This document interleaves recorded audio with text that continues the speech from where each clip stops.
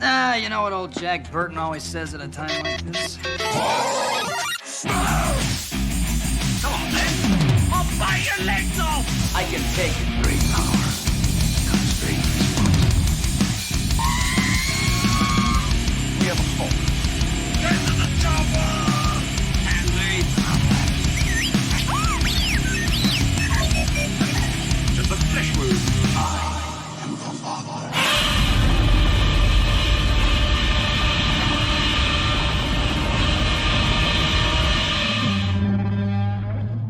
And welcome back to the 30th episode of the Monster Movie Stompdown. Of course, you got Sludge here. Sitting across from me is my co-host, Mark. And Mark. Got our brother from Texas, Ruben. How's it going, everybody?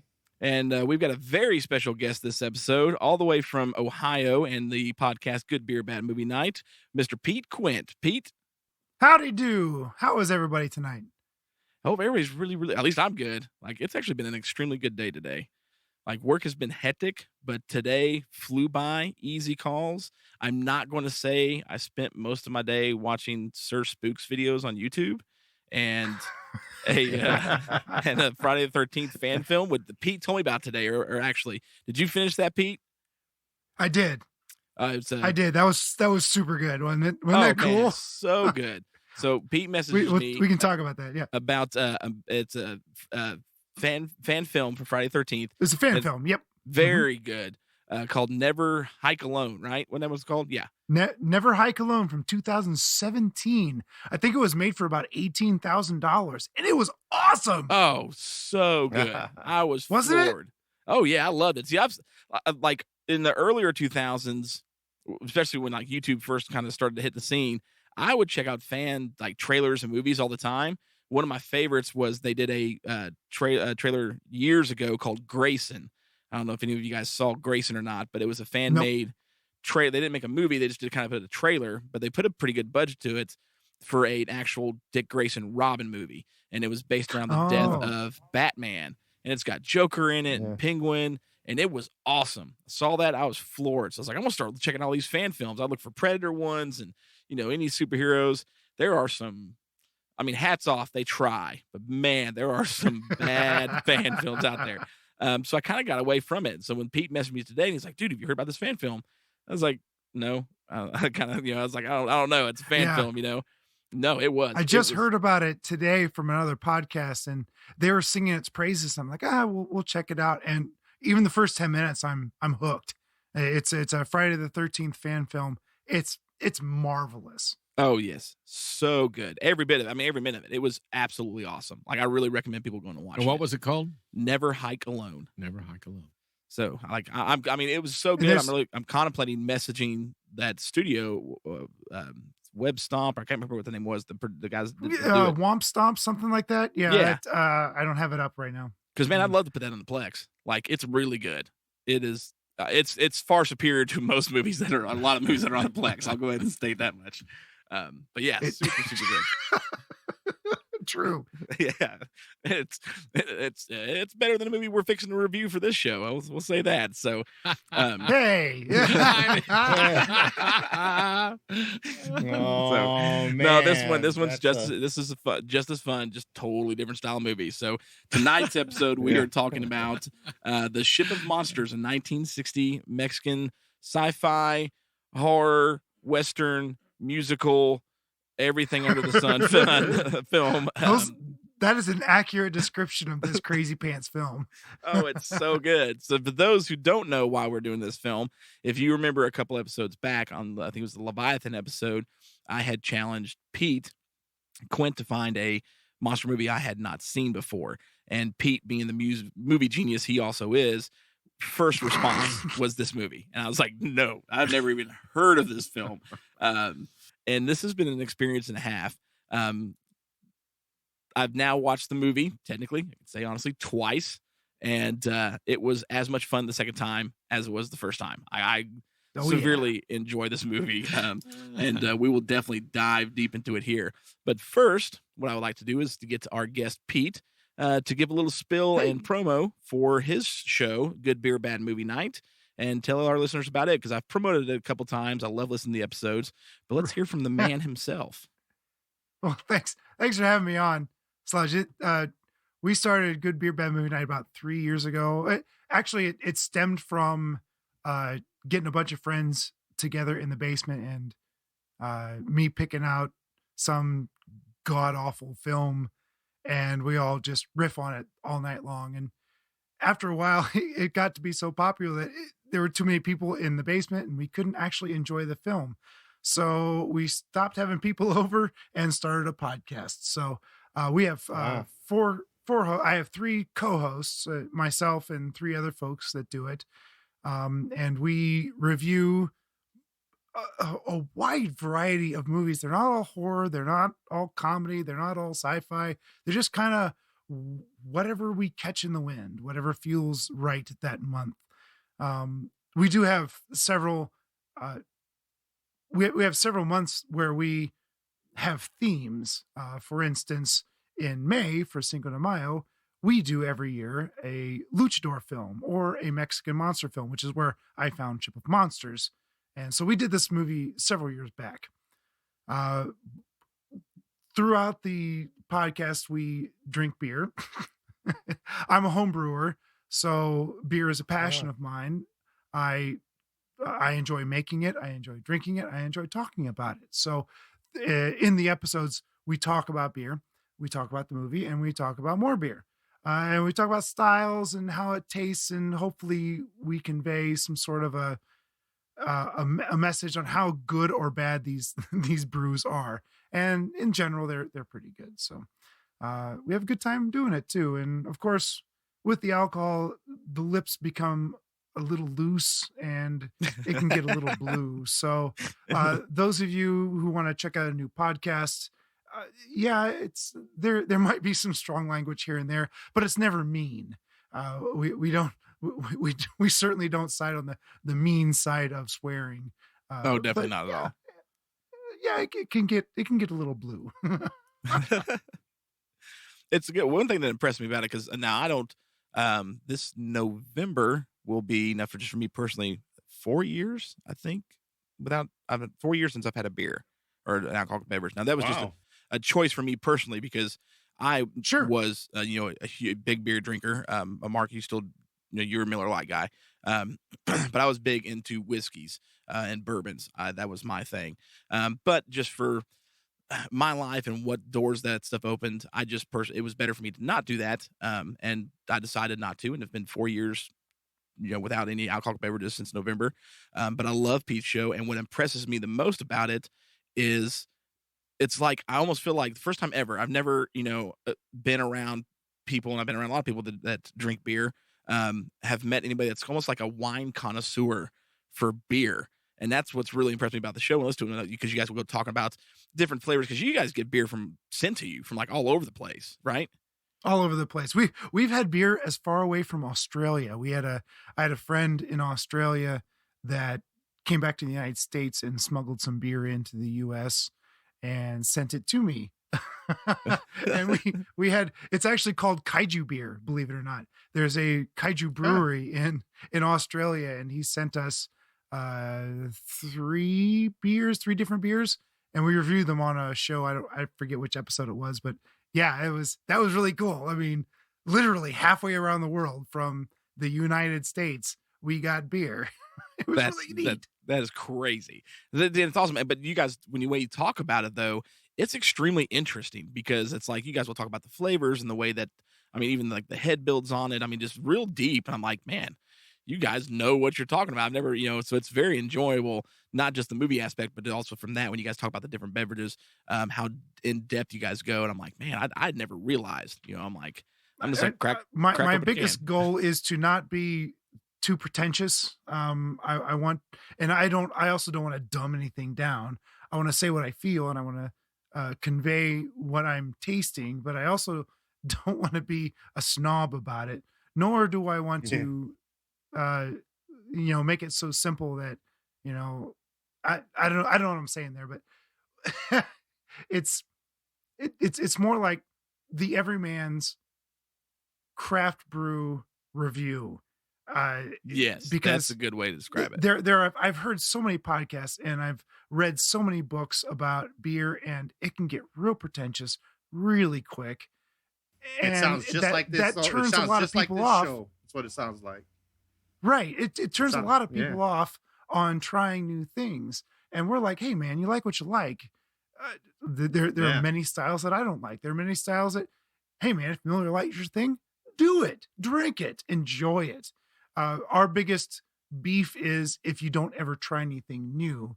That's really that's really where we're like, why don't you try something new every once in a while? And if you don't, whatever, man, like what you like, enjoy what you Yeah. enjoy, and have a good time doing it. Right. It's a phenomenal show. I love listening to you guys. I mean, I crack up Thanks. every episode. So definitely enjoy it. So thank you for coming on and doing this episode and accepting my challenge and definitely stomping me. Was very surprising because I think I've tossed about a half a dozen at you that you haven't heard of or seen of you have. So there's been a recently. few, Yeah, we've had a lot of discussions too because we've been trying to decide what do we consider monster films. Because you even asked me, that's true. Yeah. yeah, like do you consider ghost films monster films? Where me particularly, I consider those more supernatural and not monster. But there's been some That's great films that, Pete, you've thrown my way, and I'm like, man, I want to watch this and get these going. I mean, that Biozombies one. What was that? The Japanese Evil Dead muscle bodybuilder from hell or something like that. Oh man, I just found that one. I can't wait to watch it. Oh man, that's muscle. Yeah, Japanese Evil Dead. I think it was billed as. Yeah. Yeah. And it looks like they shot it on, like, it was made in like 2009, and it looks like they shot it on an old VHS camera, like camcorder. That looks like an old trauma film. Oh man, it's going to be great. So, which is, dude, it's absolutely awesome. Now I do know you say great. I think you mean ugh. no, man. Like well, those movies. When I say great, I mean great. Like I love it. Like I know what you mean. Yep. I grew up with a lot of trauma films that I definitely should not have watched at the ages I did. Oh no! But Mark, don't listen. I was quite a young tyke when I first watched Toxic Avenger, and No! yeah, and I loved it, man. Like I don't even remember how it came about. I think I remember seeing the cartoon first, actually. The Toxic Crusaders. Really? Maybe. Why was that a cartoon? The cartoon was definitely not like the movies. Like it was way more Saturday afternoon, kids type deal. It was it was a vehicle to sell toys, like everything was in the 90s. Oh yeah, absolutely. Late 80s, early 90s. That it was just cashing in on the money. So I can't remember if I watched it first, and then was like, "Whoa, where's this from? I need to find it." And I found the movie, and I know the video store I rented it from, and it's the lady who owned its name was Pam, and it's Pam's fault because she should have never let me rent that movie. But Pam loved me. Like it's one of the things I would do as a kid, especially in my preteen years, and teenager years, was I would repair VHS tapes for her. She would get cassettes so worn down. I remember one day, I was actually one that I rented a lot, and that was Rutger Hauer Split Second. I would rent that thing like. I would go back in to return it and be like, well, here's more money. I'm just going to take it back home. And it got to the point where I wore the tape out and broke it off of one of the tape reels. And I was like, oh, no, I freaked out. And so I learned how to fix that and do some minor repairs to actual VHS cassette tapes. So she got to where she would give me ones that wore out and were just too worn down or needed actually clean, things like that. And I would it would take days to do it. But I would repair to the best of my ability VHS tapes for her, so she didn't have to go buy new ones. She could get a little bit more life out of the tapes. And so she absolutely loved me. So if I came in there and rented a movie, I rented whatever I wanted. Like she never was just like, no, you shouldn't rent that. Your parents would be mad. She's like, oh, watch Toxic Avenger. Okay, here you go. You can rent anything, just don't go behind the red curtain. That one. Yes, that's right. Yeah. Yes, she wouldn't let me go behind the red curtain. Right. Yes, I was about the to mention that. that. I could not go back there. As long as they didn't let you. Did she have a red curtain for real? It was a door. Yeah. It was a red door. Oh yeah. Oh. It was a curtain in my part. The ones that I used to it's a black curtain. The black curtain. Yeah. Nice. Yeah. Nice. Well, I remember there's a chain of video stores in Indiana called Family Video up in the Midwest, and they didn't have like a black curtain or any of that stuff. It was a whole nother, like you had to walk down a hallway to a completely separate room. Like if you didn't know where it was, you couldn't see it from the rest of the because it was family video, so it's like they're not supposed to have this here. They did. Right. It was like hidden in the back room. You had to go completely different place around this building to find it. So, but yeah, so I got to watch movies that, I remember as a kid, I rented Split Second. I rented Rawhead Rex. I rented, the Toxic Avenger films. All my horror movies I fell in love with. Like, I rented from Pam, and she just never cared. And of course, most of those movies she never watched. She didn't watch horror movies. Pam didn't. But that kind of explains a lot. Oh yes. There's a lot of questions have just been answered. Yeah. Oh yeah. It was all Pam. We just can't tell my mother about that. Yes. My mom would be furious. She's always like, I can't believe you watch these at this age. Mark, did you yell at Mark? And I got the blame for it. Thanks, Pam. I appreciate it. It's all her fault. So, so yeah, it was when it comes to a lot of those lower budget or crappy movies, man. If I say great, I mean great because I just enjoyed them. But what we got here definitely is a great film. Again, 1960, The Ship of Monsters. This came out. This was directed by Rogelio Gonzalez. It was produced by Jesus Sotomayor. Actually, I think it was his company, the Sotomayor Productions, is who released this. And that's about the extent of what I could find out about this movie because I knew nothing about it. Pete definitely threw me for a loop on this one. I had no clue about this film, except for now there's two, and we're going to get into a pretty cool little synopsis in this, but there's two actresses in this movie. And if I'm not mistaken, I think one of you guys told me, maybe Pete or Ruben, that she was like a Miss Mexico or something like that. They were both Miss Mexico. Yes. Oh, both of them. Okay. Both of them.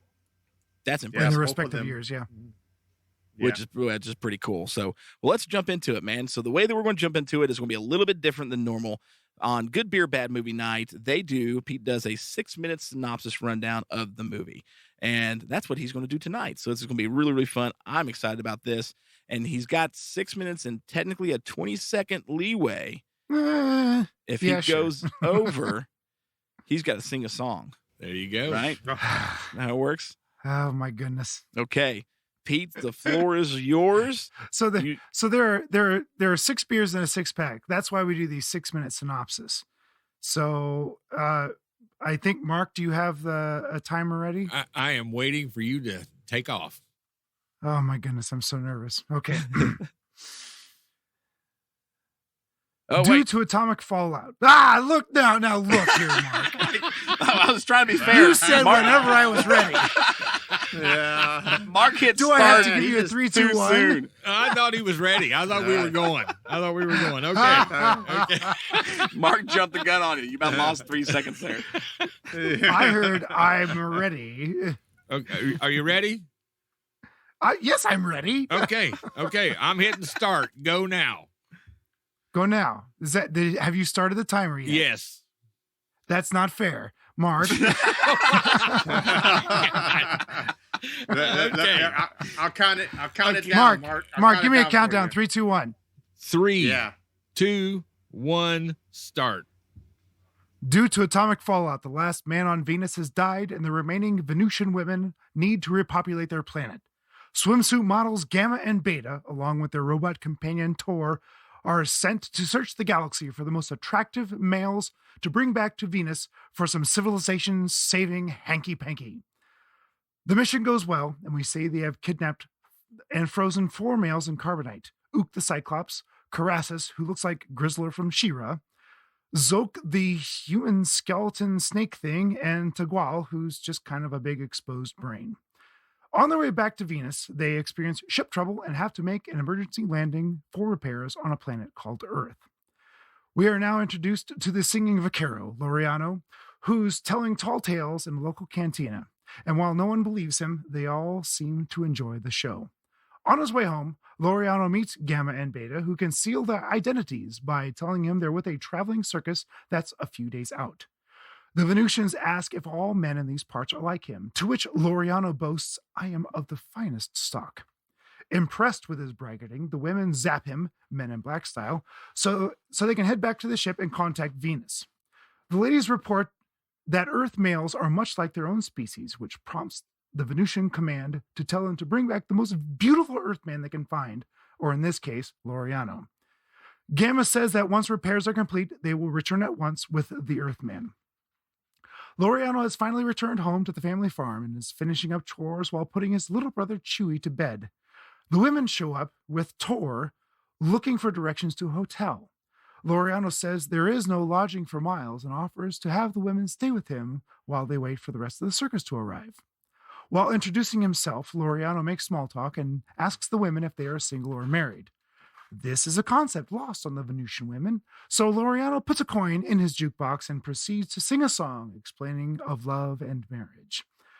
The women are very interested in what happens when the desire between two people manifests, so Laureano kindly demonstrates the idea by smooching them one at a time. Beta likes the smooching so much she zaps Laureano with her freeze gun and asks if Gamma can keep him. Asks Gamma if she can keep him. Gamma explains that love is voluntary on Earth, but Beta insists that Laureano will be hers whether he likes it or not. In a huff, Beta goes back to the ship, and while she is gone, Gamma and Laureano express feelings for each other. After a loving embrace, she bids Laureano adieu and returns to her ship. Before following Gamma, Tor pats the jukebox on the back, saying, "Hey, baby, what lovely bulbos you have." I'm not sure if this refers to the machine's actual vacuum tubes or if it's some sort of a dirty double meaning. Gamma returns to the ship but finds no trace of Beta. Using her magic space camera, Gamma brings up a video in time to see Beta turn into a vampire and kill a villager. Shocked and distraught, Gamma sends Tor to capture Beta and contacts the Venusian consul for advice. They say that drinking human blood is the galaxy's worst offense, and Beta is to be disintegrated at dawn. Tor returns, and Beta is informed of the consul's decision. Beta wants to get it over with and requests for the execution be done immediately. But as Gamma prepares the disintegration chamber, Beta grabs Tor's controller and tosses Gamma into a prison cell. Gamma reveals that she's not from Venus, but rather a vampire from Uranus, and wants to take revenge on the Earth for all the jokes it's made at the expense of her home planet. That's not really what she said, but it's a joke I like. She then defrosts the other male prisoners and convinces them to help her take over the Earth, giving each monster a mission. Karasis and Zook are to devour the women and children. Ook will kill all the animals on the planet, while Tigual and Beta plan to drain all the humans of their blood. We now cut to Laureano and Chewie, returning to the farm after a horse ride, only to find that Ook has hilariously skeletonized the family cow. Laureano is then attacked by all four monsters, but gets away and runs to the cantina for help. Unfortunately, everyone at the cantina thinks that he's telling stories, and everyone has a good laugh at his expense. Even though Laureano knows that this might be the end of the world, he sticks around in the cantina for a few drinks. As Laureano stumbles out of the cantina, singing with a mariachi band in tow, Tor shows up and transports him back to the ship to meet Beta. She tells him that he is now her property, but Laureano doesn't reciprocate her intentions and says that he only sees her as a sister-in-law. Beta threatens to destroy his village if he doesn't comply with her womanly needs. Laureano doesn't really want to help, but realizes he needs to get Tor's controller back to free Gamma and stop Beta's mad plans. Reluctantly, Laureano agrees to help Beta. Beta brings Laureano to a cave where the alien monsters have set up shop for world domination. Much like when Austin Powers takes on the fembots, Laureano uses his masculine wiles to literally sing Tor's controller off of Beta's shoulder and then proceeds to escape the cave. Laureano races back to the ship after freeing Gamma and Tor, and the three of them decide to confront Beta and her monsters to put an end to their threat. As the battle ensues, we see Chewie deflating Tigual by popping his eyeball out with his slingshot. Laureano ends Cassis by feeding his own venom to him, and Tor electrocutes Ook. At the climax of the battle, Gamma stakes Beta in the heart, ending her fiendish plan for world domination. Afterwards, Gamma contacts the consul of Venus to tell them that she's failed and is staying on Earth to spend her life with Laureano. She said that Venus needs to solve their own problems and leave the Earth in peace. Our final scene is of Tor piloting the ship back to Venus, accompanied by his new companion, the jukebox. Woof. Nice. So you had 14 seconds left in your leeway there. Oh, my All goodness. right. I had a little stumbling blocks here and there, but that's okay. It went good.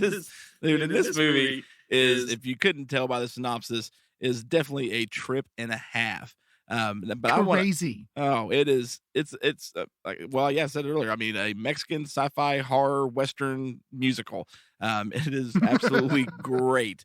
Now, of course, the most experience of all of us is probably going to be Ruben. Ruben, you've experienced movies like these more than any of us, correct?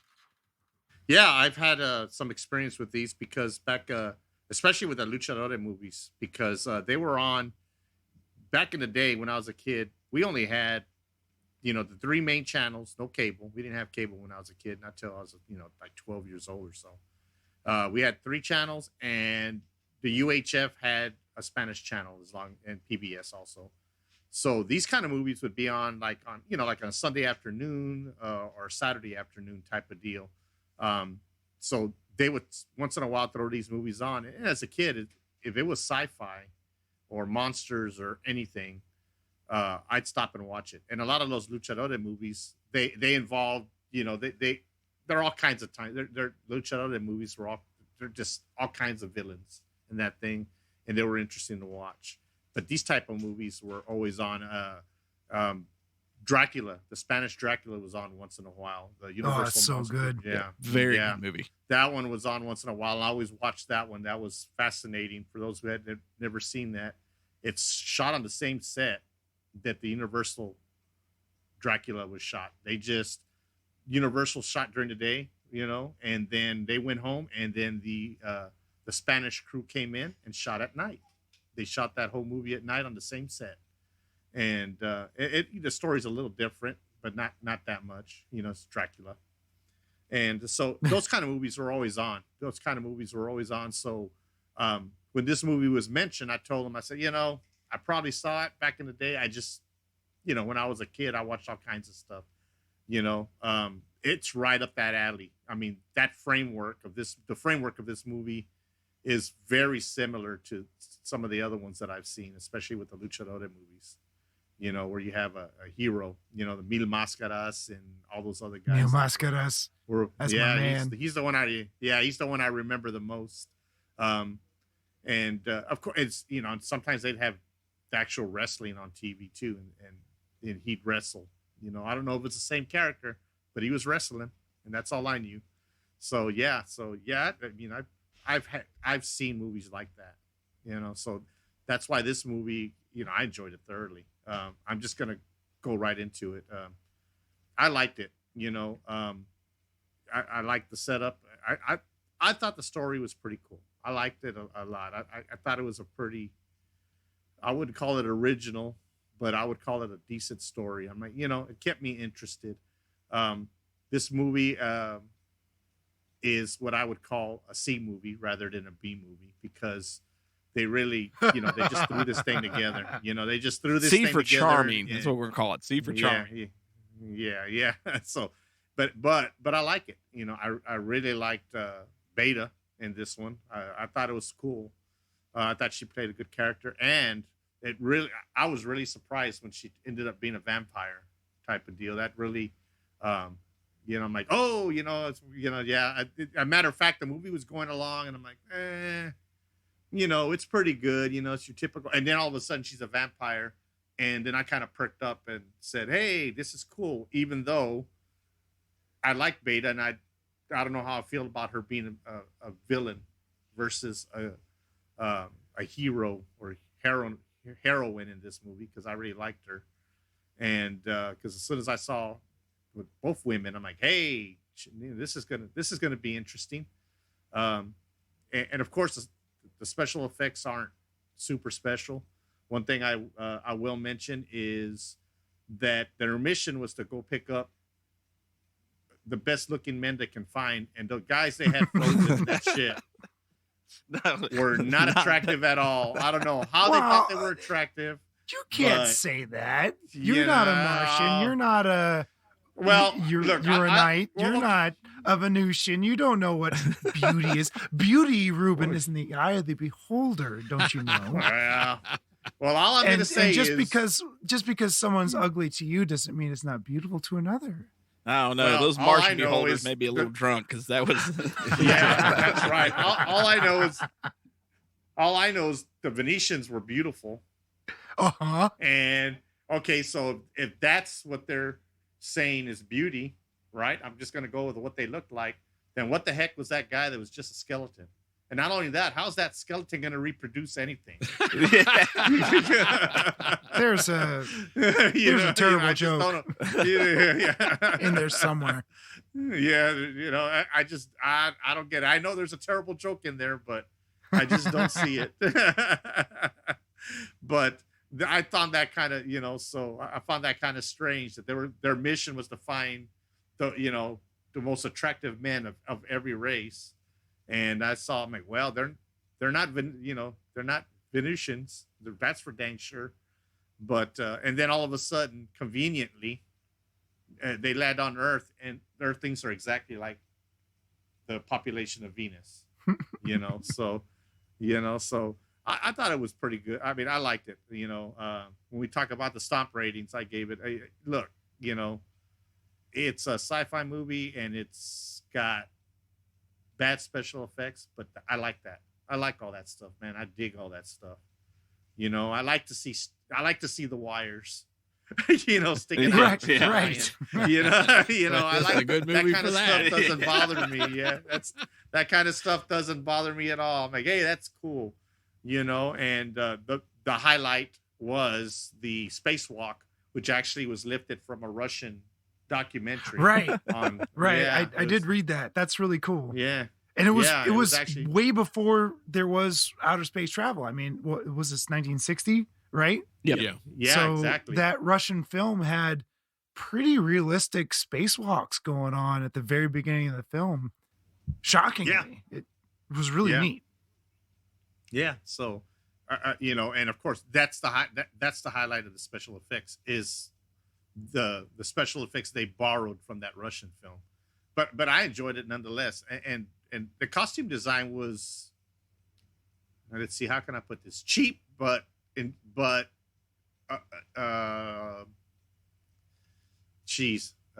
it was cheap, but I enjoyed it. I had fun. They were fun. That's the word. They were very fun.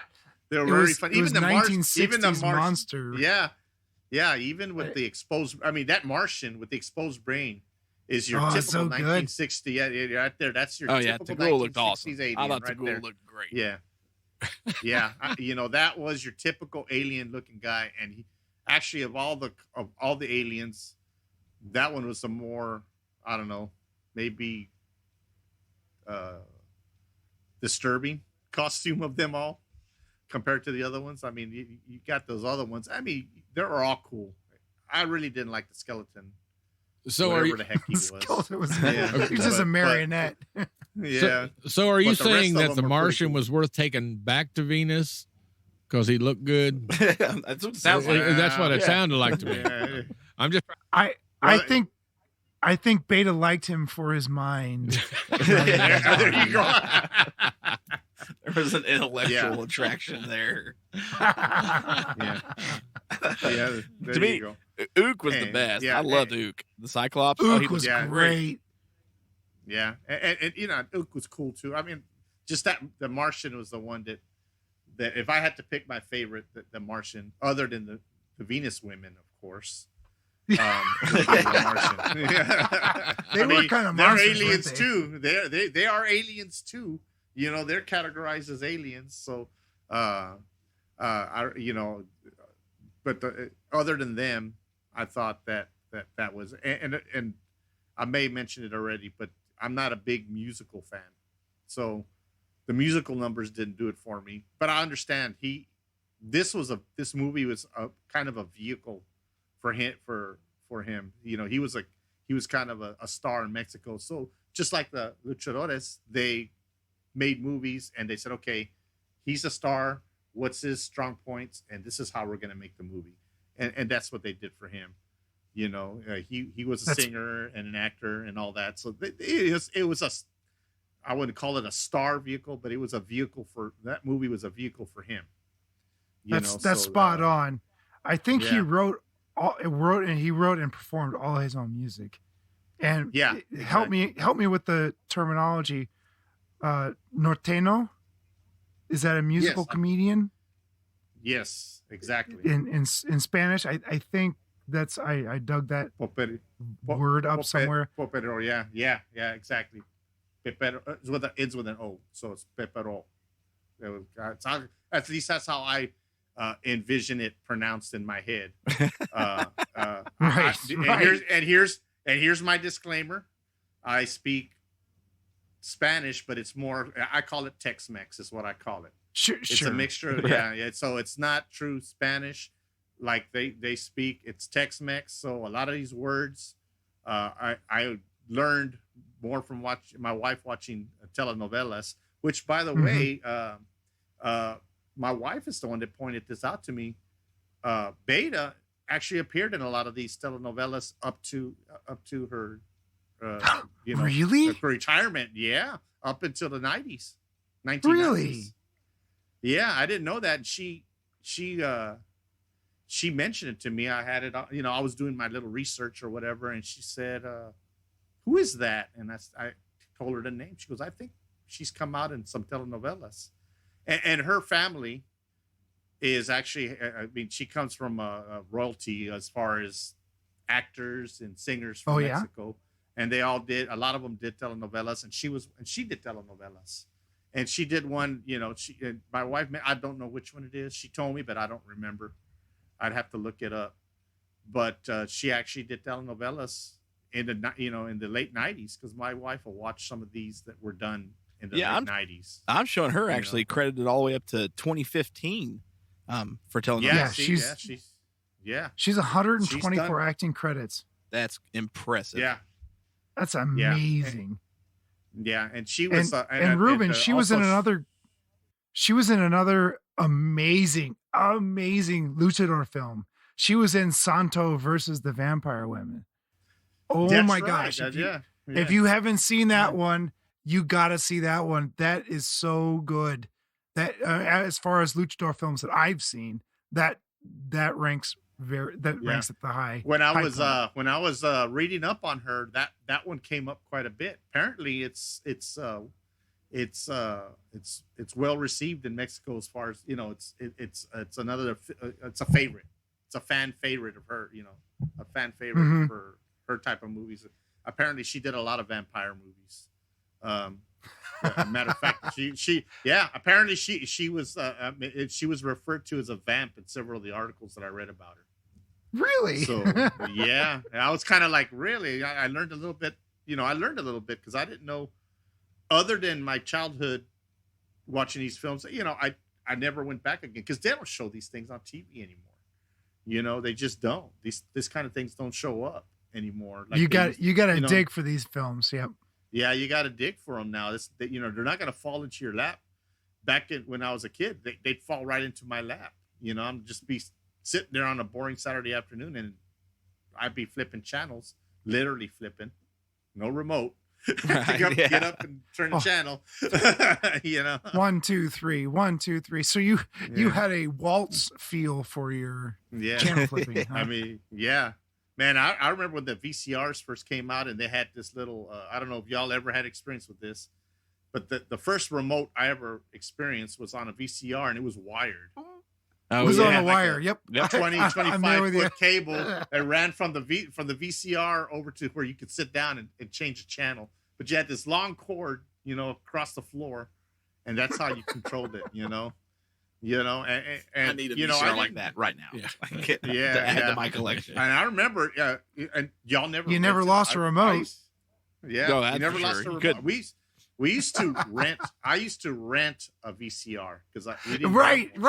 Yes. Yeah. You didn't so I had to rent one. You went over there was a local place called Les Felder's.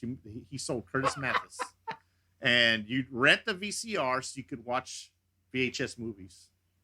A matter of fact, one of the first things I bought when I got a job and got my own money, actually, I take that back. I didn't buy it. That's one of my first credits. I went and bought a Curtis Mathis VCR with, I had a job, I had a credit history, so I could go get it one, And back then, I was like, oh man, I was all so happy because I got one. It actually had a real remote. It was not wired by the time I could afford it. But, man, I still swear up and down today the VCR is the greatest video format there is.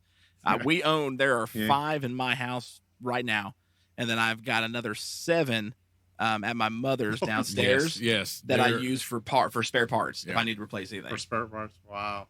Oh, I love Wow. VHS. I have 2. I have my original one that I've had for years, and then I had one that and I'm not embarrassed to say it. I was driving by a dump. Somebody had dumped all their stuff out in the, cleaned out their garage, and it was sitting right on top.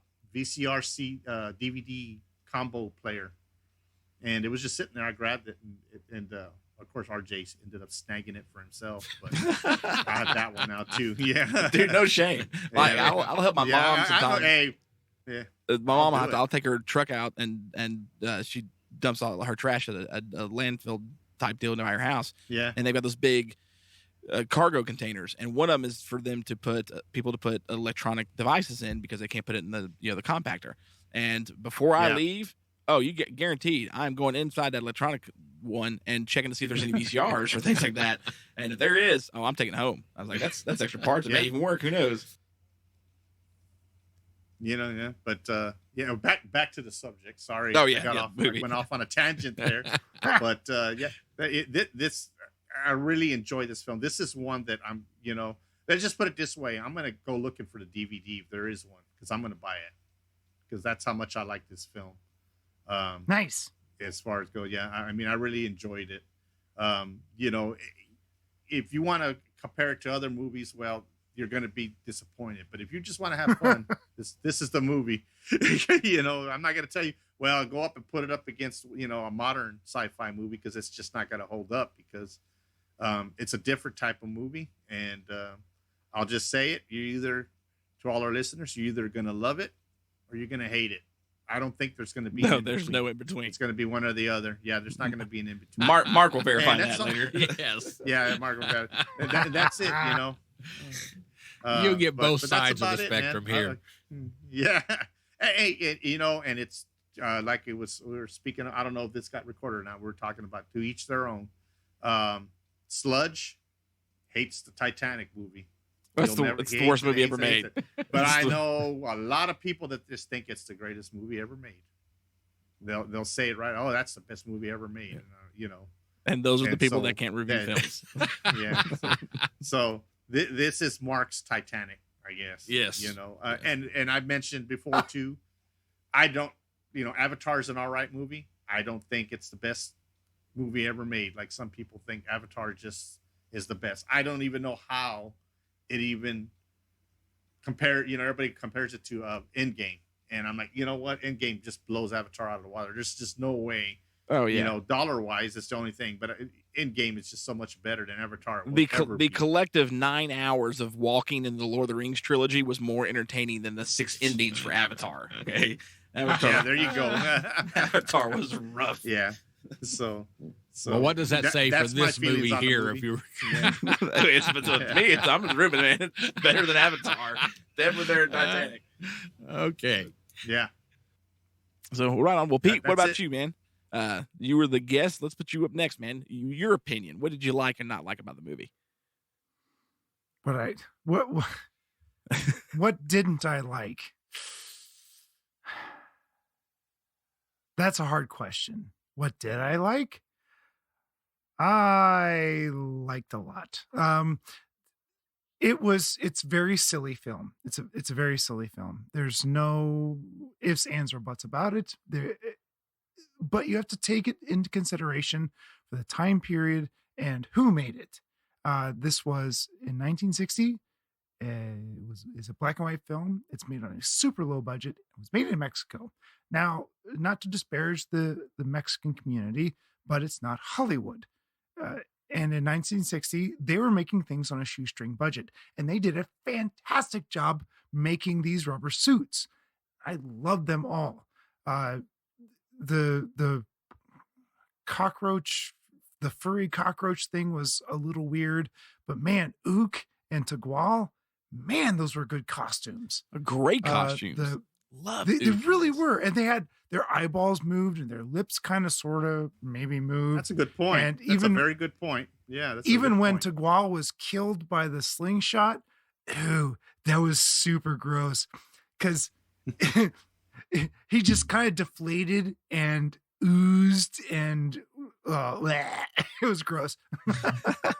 And I loved every minute of it. Even I thought Zook, the skeleton marionette snake person thing, he had a really cool voice, and I thought they could have done a lot with him, except they couldn't do a lot with him because he was bones on strings. So, and I think Ook was carrying him around for a while. In some of the scenes when they finally got off the ship, you saw him with Zook under his arm as he carried the marionette from hither and yon. Strings dragging. Yeah. And then Zook just kind of disappears at the end. So I think he did. He was nowhere in the final battle, because I'm pretty sure that they were like, how do we animate this? I don't. Forget you it. don't. Just he fell apart probably somewhere. Coyotes got him or some stupid things like that. Yeah. Right. I imagine the budget was just so low that when we got to the cow scene, they're like, "Oh crap, let's just use the bones from Zook. Like, he can be the cow." Yeah. The cow scene there you is go. gold. That is absolute. That is cinematic gold. That stupid cow scene when they walk into the barn and there it is, still standing, mind you, fully upright. Yeah, fully upright, still standing, cow. and fully made bleached. Me belly laugh so hard. Oh my goodness. Well, if you'll look real close when they show the cow, there is a metal rod running right down the middle of it. They don't hide it at all. They don't hide it. Sure. My suspension of reality has been thrown out the window at that point. I'm gone fully invested on the absurdity of this film. I thought the interior of the spaceship was really cool. That was very cool lines, and there were bleeps and blops and bloops here and there. And you had turning gears and everything. You had gears turning, and that's cool. It looked spaceshipy, so that was really cool. My favorite part was inside the cantina because those are my people. The songs didn't bother me. They moved the story along a little bit, I suppose. The only one that really mattered was when Laureano sang about love and how Earth people consecrate love, I suppose. To the Venusian women, and how they were very confused and like, oh, what? I'm curious how courtship goes on Venus now. Like if it doesn't go like this, if they're even alive at this point. I'm willing and eager to understand your wily ways of courtship, Venusian ladies, because Gamma and Beta, man, oh man. Moving along.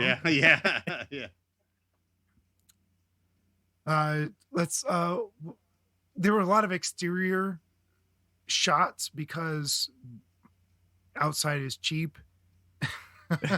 And none of it was thankfully was in black and white, so they didn't have this awful day for night thing going on. They could just tone the contrast here and there, exactly. and they don't have to worry about it looking like night or looking like day. It's a lot easier in black and white to do that, from what little I understand about movie making. And I don't know, the landscape, I think those were actual outdoor shots. It didn't look like it was a set. No, I thought it was shot on location. Yeah, to me, I would think so.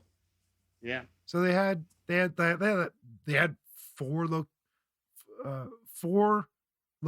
not locations. They had 4 sets and then several locations.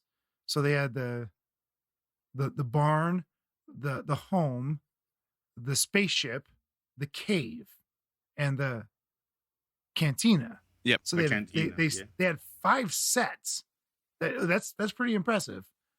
And then several outdoor shots which could be filmed anywhere. So I give a lot of credit to the filmmakers for their creativity, their innovation, and fun. It was just fun. Yeah. What is there to dislike? The suits looked fake. The acting was poor. The spaceship looked garbage. Okay, don't watch this kind of movie. Clearly, you're not the audience we're looking for. No. So, I thought the suits looked I- great, man. I mean, they definitely look better than Exeter's head from This Island Earth. That's for sure. I was impressed with them. Right. I crack open a Bud Light. I know what I'm getting, you know? Yeah. I watch this Yeah. movie. I know what I'm getting. And if you invest the time to watch this movie and go, oh, that was so fake, man. Clearly, Yeah. you've cracked open a Bud Light expecting champagne. Yeah. Yeah. Yeah. That's true. That's true. You know, that's why I mentioned that this movie, you know, you should know what you're getting. You like Ship of Monsters, and all you got to do is you look at a couple of screenshots, and you should decide from there. Okay, wait a minute. Do I really want to watch this or not?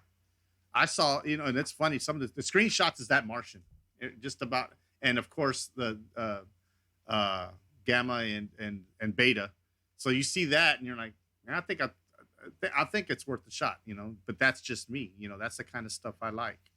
So, you know, you get what, you know, you should expect bad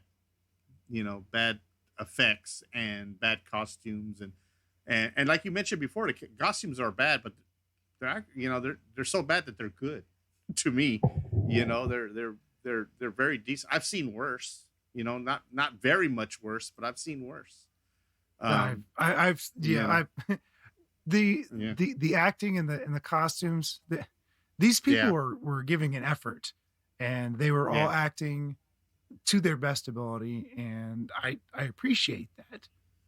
Yeah, and to be fair, like for both Gamma and Beta, this was very early in their careers. You know, they had just won. Yeah, they were just getting started. You know, this was probably to them like, hey, it's work. You know, so they were just getting started. I mean, look, like Sludge said, Beta has it all the way to 2015. She's got film credits, so that's how long she's been in the industry, and she's well respected. You know, you know, she is well known and well respected. So, yeah, it is what it is. That's the bottom line, right? Oh, exactly.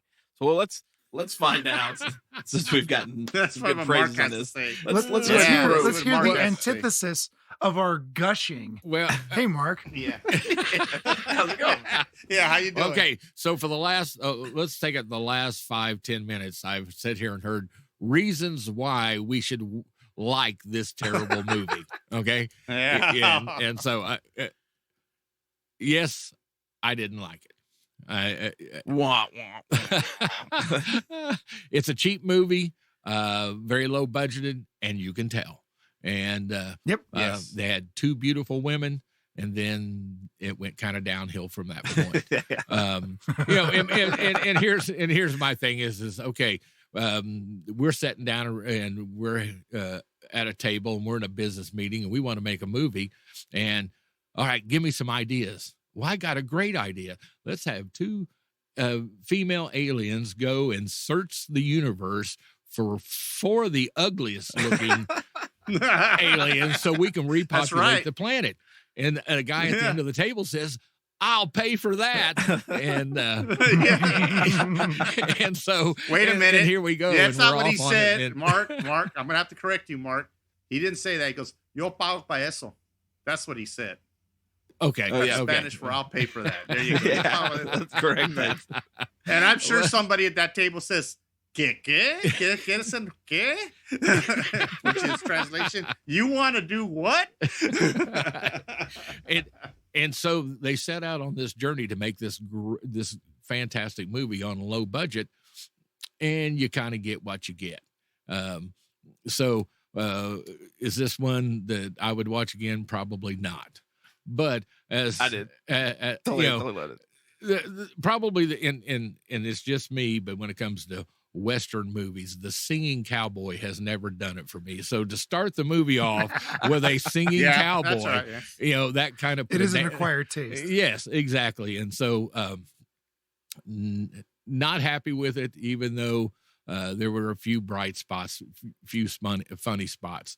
But I think overall, I didn't have much good to say about it, and you'll see it with my Stompdown rankings because I usually catch it anyway. So Yeah.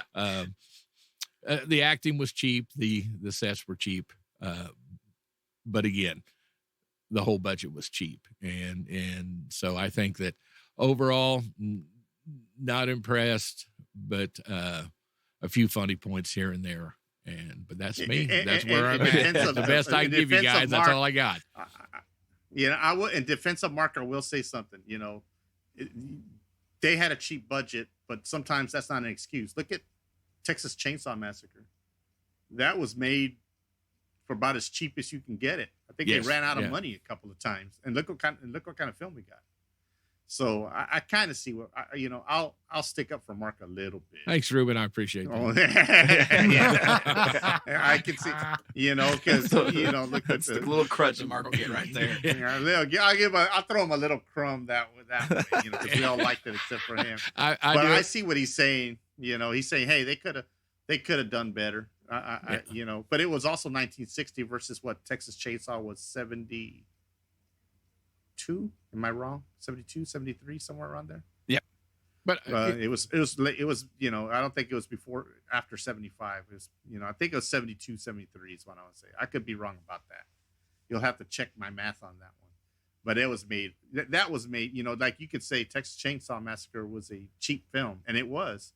Look how well. I mean, it holds up today. So I see where Mark's coming from on there.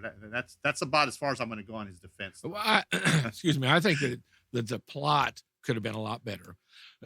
Excuse me. And there was potential. That story had a lot of potential. Yeah, I would say that. But then the only other question I had on that is exactly how many beers did you have, Pete, before you sat down and watched this movie? I honestly have to look back and see what my beer rating was, because we rate our beers on Good Beer Bad Movie Night. How many do you need to essentially anesthetize yourself to the film? How many beers do you need to start enjoying it is what I mean. The film. Oh, okay. And this one I would have to look back, but it might be a 2. Two beers would make me really enjoy this. But something like Attack of the Clones would be a 6. A movie like The Swarm was a 6, if you've ever seen that pile of turd. There's like the Swarm has like 2 or 3 Oscar winners in it, and it had a $10 or $15 million budget, and it was awful. Ugh. That Mosquito was far better than Swarm. You guys remember that one from the 90s? I do not. Never seen Mosquito. I don't remember Mosquito. Oh, man. That was a great one. You talk about some practical effects, just nastiness. Giant mosquitoes. Ooh. Oh, yeah. God, like that one was great. Yeah, you have to check that one out. I'm surprised I hadn't heard that one. Because of Mosquito. And the Swarm came out. The Swarm came out when it was that, that was the latest and greatest scare back then. It's like the killer bees are going to come get us. Oh, yeah. You said the Swarm, correct? That's what I'm thinking. Yeah, about? the Swarm. Yeah. Bees? Okay, yeah. Man, there was African killer bees, and it was man. They're making their way all up sorts of things wrong with it. The turd is a great description for that film. Absolutely. Yeah. I thought this movie was great. But guess what? But I sat for last word on the Swarm. But guess what? I paid my money and I went to see it. So that's all they care about, really. So there you go. It's all yours. It's all yours, Sludge. I love this movie. I loved it. Okay, when I first put it on, I didn't know what to expect because I saw a few clips on YouTube, and what I was able to find, because there's not even an actual trailer. They didn't have a budget for a trailer for this film apparently, and but the clips I did see. Oh, I got excited. I was like, this looks great. This is right up my alley. I mean, it's got to be better than It Conquered Earth. Like that there was another Venus alien movie that was absolutely terrible. Yeah. Or The Day the World Ended, which is a Roger Corman film, actually, one of his first. And I was like, it's got to be better than that. And it looks super fun. Popped it in, turned it on, and the moment get through the little intro where they're talking about the Venusins coming, to find the right males to repopulate the planet. Which, first off, okay, we've got 5 other aliens? Where we got Zoc, Ook, 4. Okay, so we've got the Sun, Mercury, Venus, Mars, and Earth. Where did they go? Like to get all these aliens, well, I know, like before they got to Loriando on Earth, I'm like, there's one planet between us. Where did these women go to find these other creatures? But I mean, they do their thing. They go off, and then you meet Loriando in the beginning of the movie. And the moment he starts singing and then arguing with his horse, I paused the movie. I'm like, it's time for a drink of popcorn. This is going to be an outstanding film. I cannot wait for this. And I was so excited. And I had a blast the whole movie. Everything about this movie is great. I love Tor. Like Pete, like you said, I love the interior, the ship design. I mean, and yeah, it was a shoestring budget, but I mean, Roger Corman's Fantastic Four had about 3 times the budget this movie had to have had, and it is way worse looking than this film. And it's, so that's Yes. There you go. Yeah, I thought it was pretty good. I mean, I had no real complaints in the movie. I love the characters. Loriando cracked me up. I loved him in the cantina because it's like it was one of those type of things where like he lies and tells these stories, but he tries to get himself out of the lie with another lie. But each lie is 2 times worse than the one before, and he just keeps going and going and going. It's like, dude, he's fighting a dinosaur at one dinosaurs. point. Yeah, exactly. Fighting a dinosaur. I'm like, come on.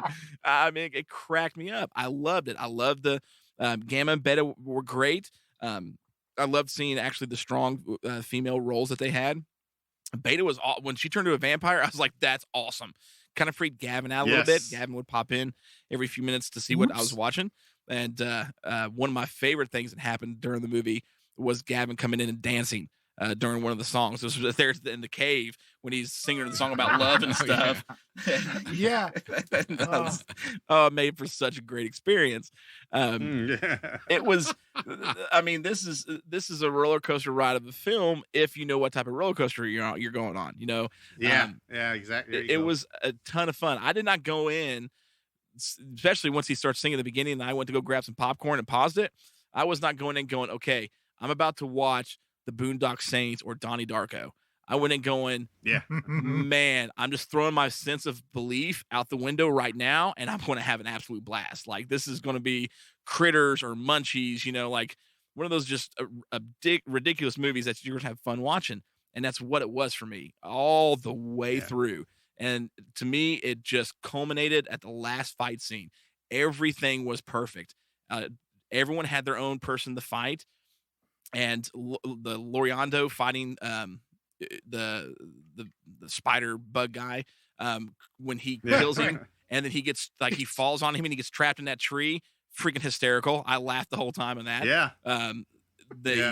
Chewie when he slingshots the Martian, and dude, Chewie was boss. Like that kid. Yeah, he was. Dude, I'm pretty sure that guy grew up and became why I can't think of his name from Machete.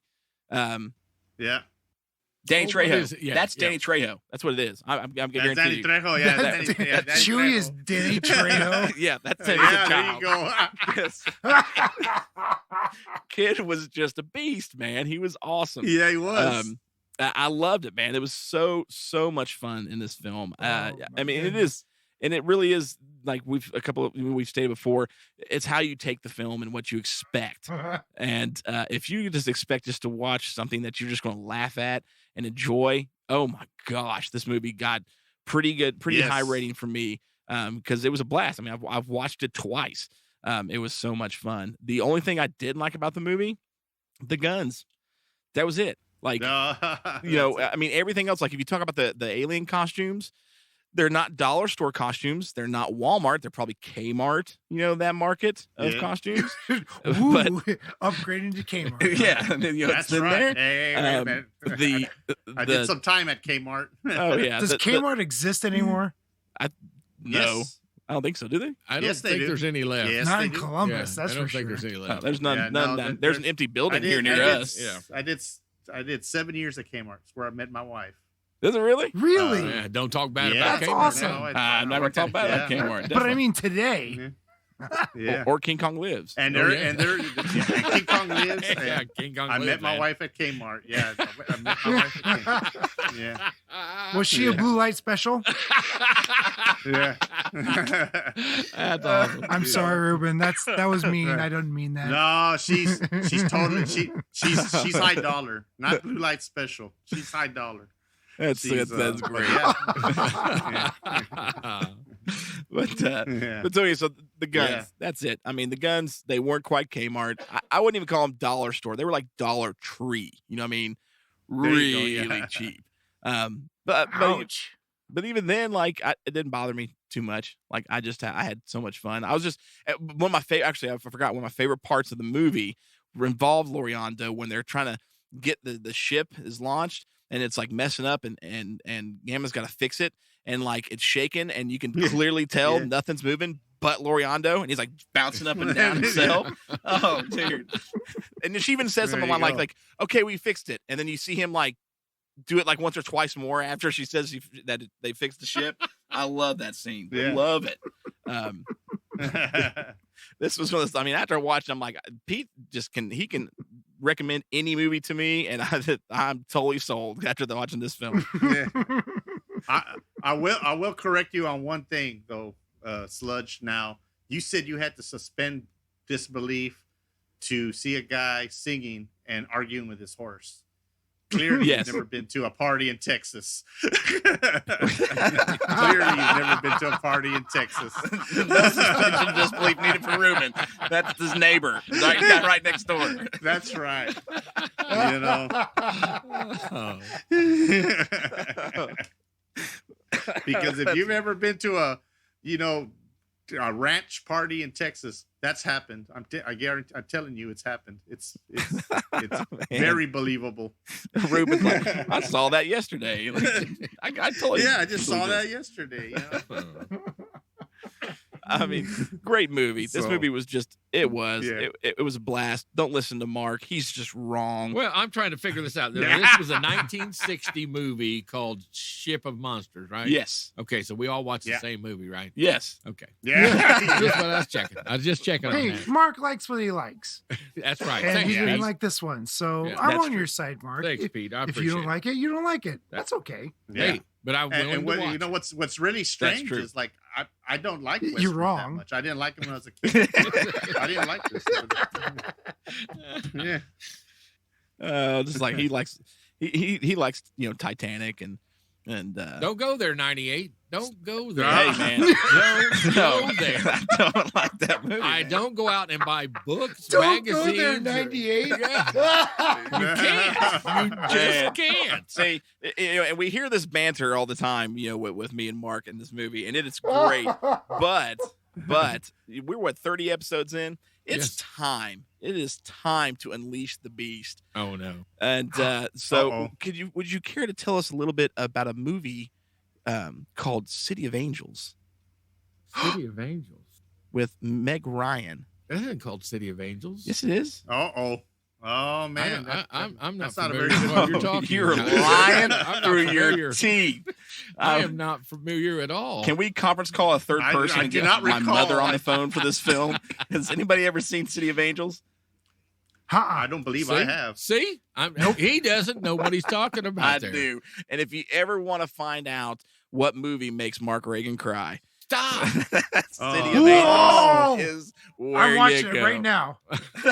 It's like it's next on the watch list. Is Nicolas Cage, right? Yes, it is. Oh, And Meg dude. Ryan? Yes, it is. Nick Cage and Meg Ryan. Yes. Ew. Oh no, wait! You got to Cage made him cry. Nicholas Yeah, Cage I is tell you what. Nicholas Cage is an angel, and he gives up being an angel because he falls in love with Meg Ryan's character. And just as soon as he does, she gets ran over and killed. So, Oh, good Lord. oh yeah, yeah. It's kind of like Venus women searching the universe looking for males, I'm to telling you. repopulate the planet. And you should hear this man defend The Notebook and Dear John. oh, Like, you those have are- lost your mind. He has lost his mind. Okay. 98 that one. Oh man.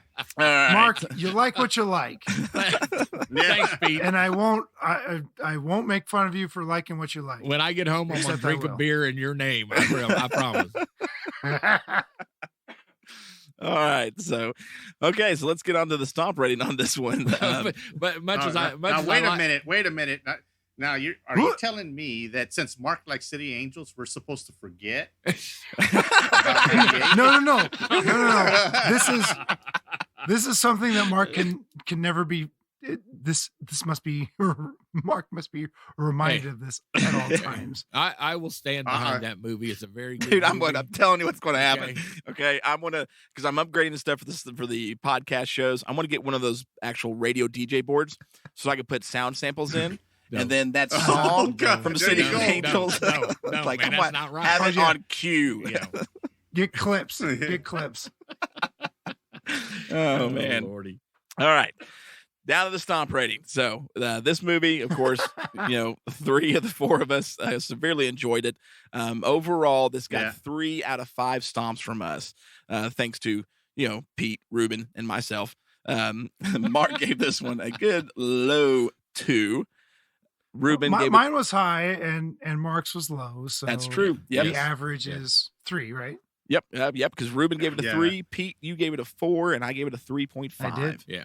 And gave us a 3.125. Technically, rating. yes. That's what it was. So 3 stomps and 1 toenail yeah. is what we got out of that. My one. toenail. That's One fair. toenail. Yeah. I think that's Lordy. accurate for this movie.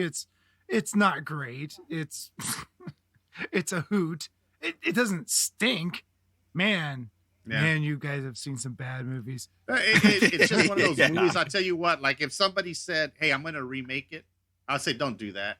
Even though I'm Don't I'm do that. sure the Leave it effects as would be is. better. No, Yeah, you're gonna absolutely. you're gonna ruin what's a fun movie. You're gonna ruin it. I can fix all the effects and I can do that. No.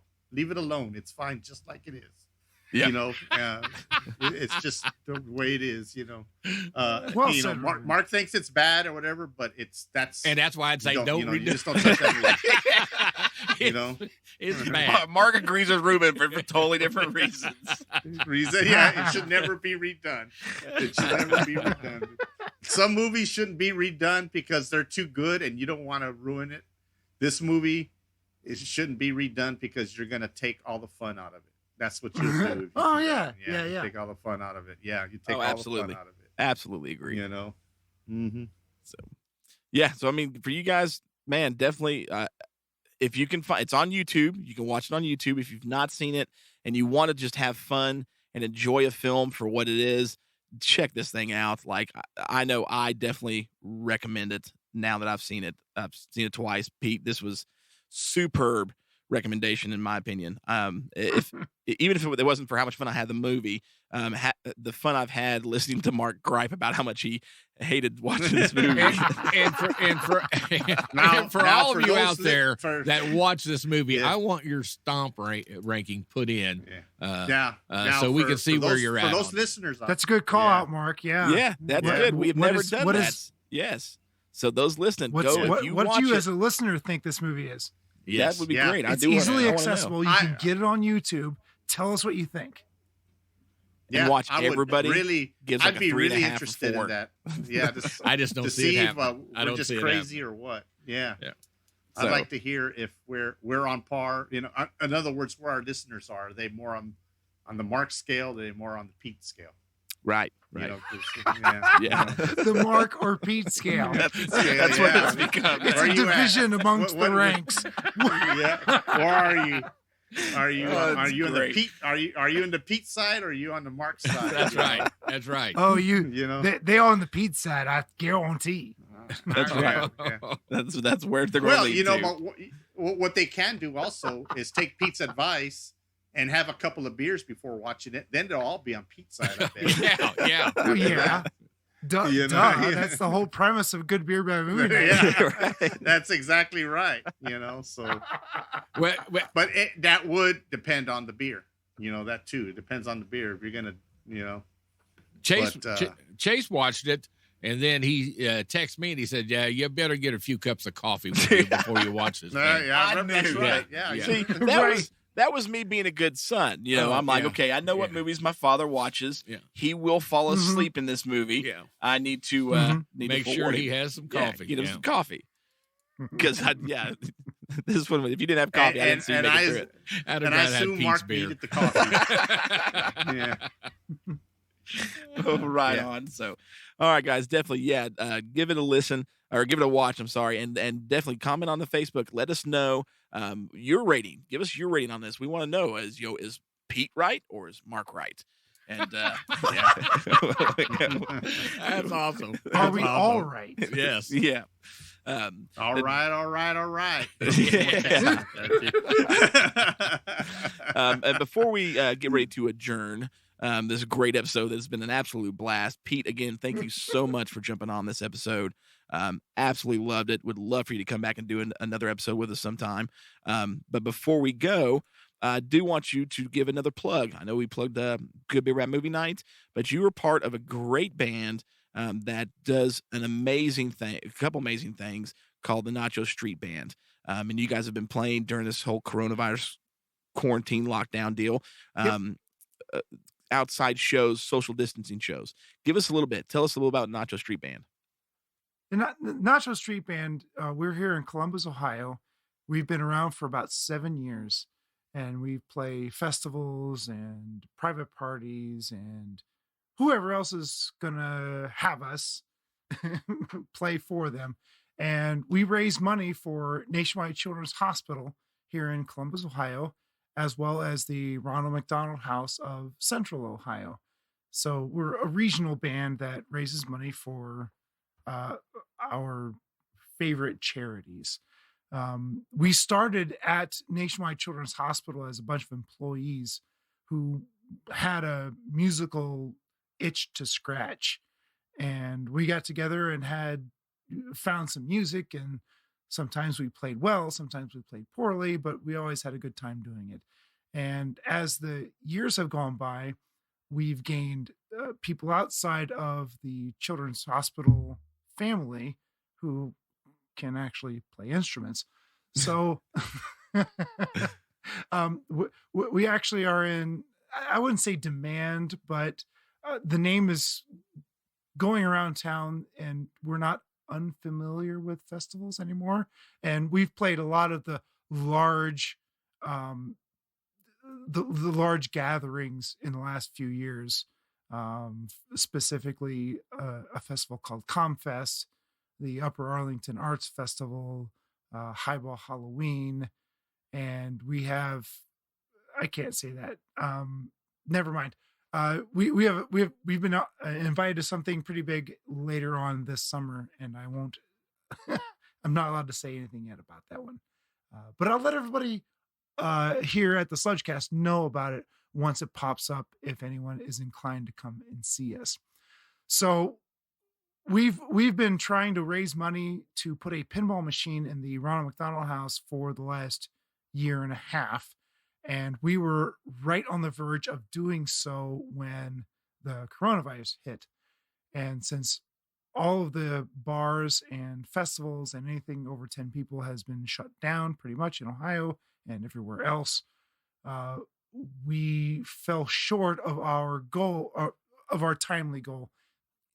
It wasn't a goal that we had to hit. It was a goal we set for ourselves. So that has gone and passed, and we're just now like, hey, let's play some music because that's what we do, and let's bring some smiles to some faces. So for the last, this will be the 5th week we've done this. We have just gone out to either a retirement home, the Ronald McDonald House, or a residency, and just set up shop and with a responsible distance in between each band member, which makes it really hard. And just played our music. We're a brass band. We're mostly trumpets, trombones, sousaphones, and drums. We're not amplified except for how much noise we can put out the end of the horn. So we can get pretty loud. Man, But anyway, that's our goal through the next however long this Corona thing's going to last. We are just going to find a place to play as long as people don't conglomerate in a concentrated area. We want to bring joy and happiness because music is medicine. That's one of our mottos. The more you drink, the better we sound is another one of our mottos. And we just love playing the music that we play. So we'll have live Facebook performances this Friday. Actually, if this gets, I don't know, Sludge, if this is going to get out on time. If not, you can go to Nacho Street Band fans on Facebook and check out our next performance. And we are pretty active, and I wouldn't say aggressive, but we're pretty active on Facebook. Please check us out. We are there for a very, very good cause. So it is great. I've checked out the last 3 concerts, I think now. I know for sure. Yeah, last 2. I think so. Yeah. And man, it's been an absolute blast. I love watching you guys play. I actually crack up a little bit at Pete because everyone plays and they're kind of they don't really move. Like they're kind of there just doing their thing. And they all seem definitely very entertained and like they're enjoying it. And then you can tell that everyone in the band loves what they do. But when you watch Pete looks like he's a rock star with a trombone or a trumpet in his hand. Like he gets the rock and roll stance and he's swaying back and forth. And I'm like, dude needs like a guitar or something in there. So definitely very entertaining to see him play. But the band's great. I mean, I've been a musician most of my life.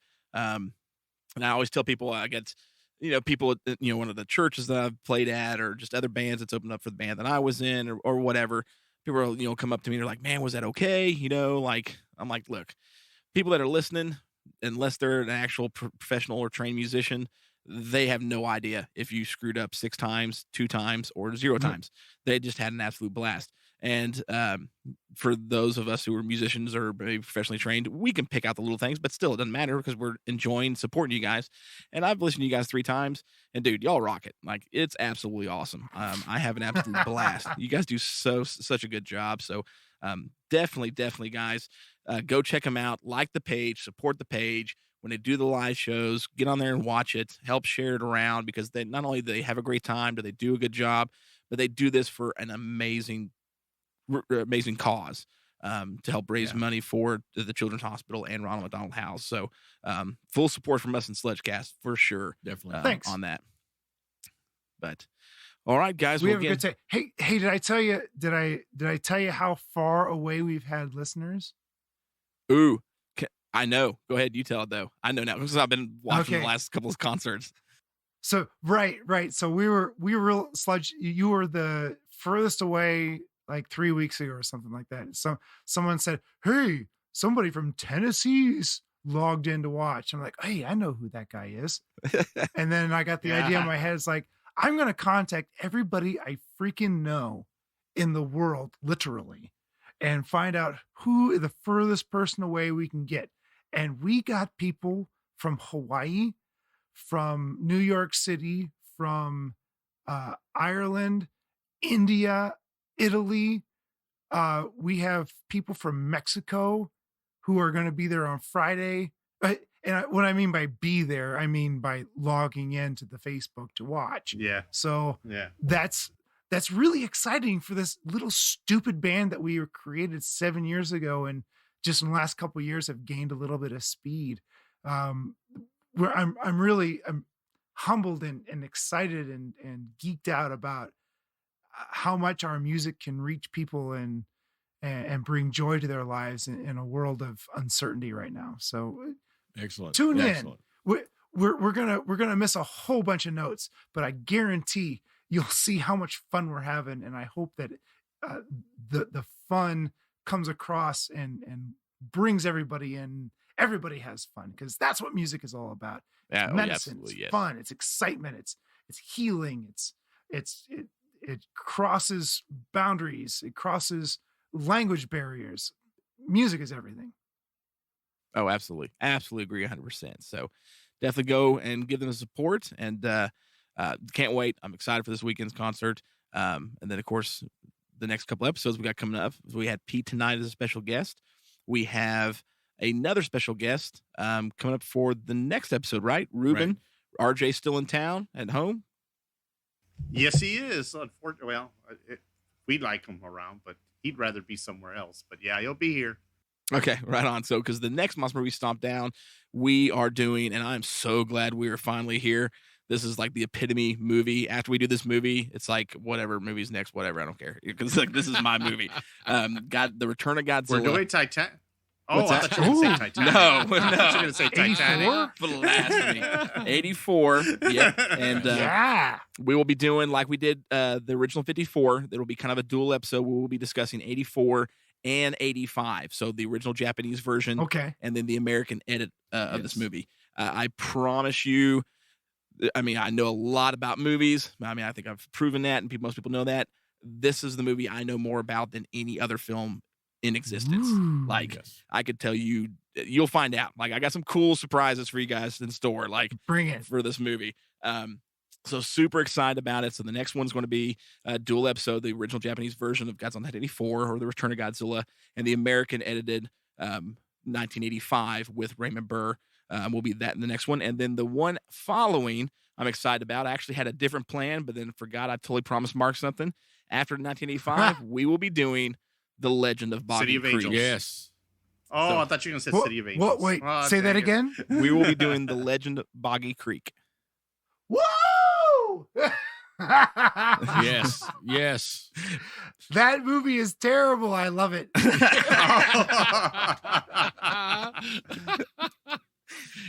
I actually went to the movie theaters and saw it. Yeah. So Did you All really? right. I sure Wow. did. I sure did. Did you go to theaters or drive-in? No, I went to theaters. Theaters. I went to Theaters, theater that on this. Oh, Yes. driving would have been better, but Yeah. theater's Yeah, still pretty I awesome. know, boy. I went to the drive-in movie theater to see The Hills Have Eyes, the first original. Oh, which man, was that would've been fantastic. great. Holy moly. Yes. Yeah. Yes. Awesome. Yes. I Very think good. my first drive-in experience that I remember was a double bill of, it may have been Critters 2 and Batman Returns. Yes. Yes. Critters yes. 2 and Happy Batman You know, Returns. Easter. Yeah. my wife told me the other day she saw Star Wars in the theater and in the drive-in. I'm sorry, in the Really? drive-in, Star Wars. Oh, in Yeah, I was like, 77? Yeah, Or 6 or whatever? Yeah. Yeah, it was. Yeah, Very good. She said they went to see Star Wars and it was a drive-in. That And would I'm be like, cool. man, I think that would have been fun. Oh. I think I've mentioned in previous podcasts. Well, it's not really San Antonio. It's closer to San Marcos, but it's in the area up there. There's Yeah, there's we a talked about drive-in up there. Yeah. Didn't you just mention that there's one around your area too? Oh yeah, A about drive-in theater. Yeah. 4 miles down the road. Yeah. We have Maybe. one still. We've- One yeah, still we still going. got one Yeah. going, Yeah. Yeah. Yeah. and it's That's cool. I wish we'd get one down here, but we never get anything like that. All the cool stuff's up in San Antonio, which is why RJ wants to be back there. oh, You know. okay. Dude, drive-ins are totally worth it, man. We played a benefit show. The band I used to be in, the Protest. Those guys are still going strong. But we did a benefit show in Newcastle, Indiana. There was a drive-in, the Skyview, Yes. that the owners couldn't afford to do the upgrade. For those who don't know, the reason a lot of the drive-ins closed several years ago is because everything switched over to digital when it comes to the movie industry. Yeah. And those, even one projector system you're looking at close to $50,000. They are super expensive. And so a lot of these mom and pop drive-ins could not afford to do that upgrade and got closed. Exactly. We actually did a benefit concert to try and raise money. And unfortunately, we didn't quite get Cool. there. That's a worthy Yeah. cause. Oh yeah, but it was a Yes. blast For sure. because I mean that was cool for me. That was in Indiana. That was my first drive-in as a kid. Was that one in Yeah. Indiana? So to be there and to try and help raise money for it, unfortunately, I mean we didn't raise enough money, but to still try and fight to save it was super cool. Which that place is pretty awesome though. If you travel and you're coming into Newcastle, where the outside drive-in was, the big screen's still there, and then the people that bought the property because they just couldn't afford to keep it going, actually turned the screen into an American flag. So there's this giant American flag as you go cool. in coming into town. It's really, really awesome what the people did. So for the unfortunate of not being able to keep the drive-in open. So and the it's pretty memory's cool. still there. Oh So, yeah. oh man, love it. actually one of mine, and we'll wrap it up here. One of my favorite movie experiences was actually on the road. We were in Utah. I can't even remember the name of the town. This town was so small. They didn't have a red light. They had a flashing caution light, and that was it. A lot of the side roads were dirt roads. They had a ice cream shop there that we ate at. Best ice cream I've ever had. The grandfather started this business back in the 20s, and he would get up at like 4:00 in the morning, go milk the cows, sift it, churn everything. I mean, made the ice cream by hand, like their own recipe. And he was the great-grandfather. No, the grandfather. Yeah, the great-grandfather. Then the grandfather took it over. Then the son or whatever is running it now. The best ice cream I've ever had in my life. Absolutely phenomenal. But this place also had a one-screen movie theater in it. And it had been there since, like I said, the 20s. And it had survived 3 different fires, this movie theater did. And when you go in and it's still functioning, they still got it running. It's the only movie theater in this little tiny quasi town. They have a second floor balcony. And on the second floor balcony is in pairs seating from theaters from the 1920s to today. So you got like 2 seats from the 20s, 2 seats from the 30s, 2 seats from the 40s. And you can go in and pay an extra $1 to see a movie in what they call the VIP history part upstairs, and you get to choose what decade seating you want to sit in. And it was super cool. And in the back, they had a back room up there. They had the original camera from the 20s and 30s that was in there from the first fire. They had the original reels that they had for Frankenstein. They did Frankenstein there, the original one. They did Giant Spider Invasion, which was just, I mean, that's a great, terrible movie. But a lot of old films that they still had set up in a museum type deal. Coolest theater experience of my life was going to, and it's just, you would never know it existed unless you just happenstance to drive through that little tiny, quasi town type deal. So that's cool. Yeah, it was a cool place. I got pictures of that place. Very cool. Actually. Yeah. But all right, well, man, again, thank you so much, Pete, for jumping on. Everybody, definitely, thanks for having me. Go check out Nacho Street Band. Go check out Good Beer Bad Movie Night, and join us again in a couple weeks for Godzilla 1984/1985, and then followed up by one of the most iconic. I don't know if we'll say the best. I love it. It's good. One of the most iconic Bigfoot movies in existence with Legend of Boggy Creek. Yes. Cannot wait to see a guy get scared off the crapper from the Bigfoot in that film. So, love it. He comes through the bathroom window. That's so good. So, all right, guys, thank you so much. This is Sludge and Mark and Ruben. Hey, I'm Pete. You all have a good night. There he is. Thanks. All right, good night.